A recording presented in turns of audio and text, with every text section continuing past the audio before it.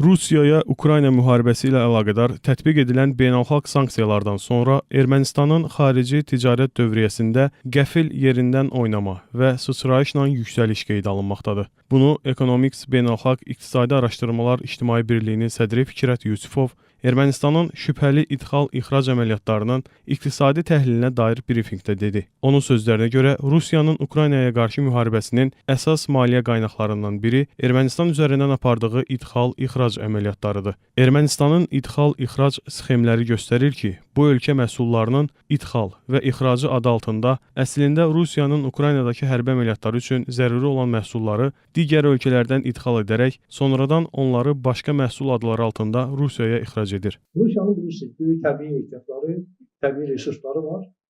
O resursları bir böyük qismini, xüsusilə də qiymətli metallar, qiymətli daşqaşlar, təbii mirvarilər silsiləsindən olan məhsulları Ermənistan üzərindən üçüncü ölkələrə satmaq seçimi etdilər və bax Ermənistanın iqtisadiyyatında, onun ixal və ixracında, yəni xarici ticarət əlaqələrində, xarici ticarətində bu qədər artımlar məhz bu hesabı baş verir. Azərbaycan Milli QHT Forumunun idarə heyətinin üzvü Zaur İbrahimli isə Rusiyanın beynəlxalq sanksiyalardan yayınmaq məqsədi ilə Ermənistandan bir vasitə kimi istifadə etməsini beynəlxalq hüquqa zidd adlandırdı. O xatırlatdı ki, BMT Baş Assambleyasının müvafiq qətnamələri beynəlxalq hüquqa zidd hərəkətlərə görə dövlətlərin məsuliyyətini müəyyən edir. Rusiyanın Ukrayna təcavüzü BMT nizamnaməsinin 2-4-cü bəndinin aşkar pozulmasıdır və ən ağır,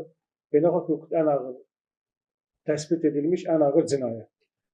Rusiya Ukraynaya qarşı hərbi təcavüz həyata keçirir. Hərbi təcavüzlərində BMT nizamnaməsi bir dövlətin digər dövlətin müstəqilliyinə, suverenliyinə, ərazi bütövlüyünə və siyasi müstəqilliyinə qarşı hərbi gücdən istifadə edir.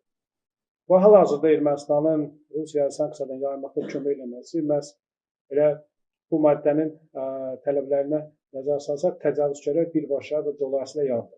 Qeyd edək ki, Economics Beynəlxalq İqtisadi Araşdırmalar İctimai Birliyi Ermənistanın şübhəli ixal-ixrac əməliyyatlarının iqtisadi təhlilinə dair brifinq keçirib. Brifinqdə Rusiyanın Ukraynaya qarşı apardığı müharibədə üzləşdiyi sanksiyalardan yayınmaq üçün Ermənistandan istifadə etməsinə dair yeni faktlar ictimailəşdirilib.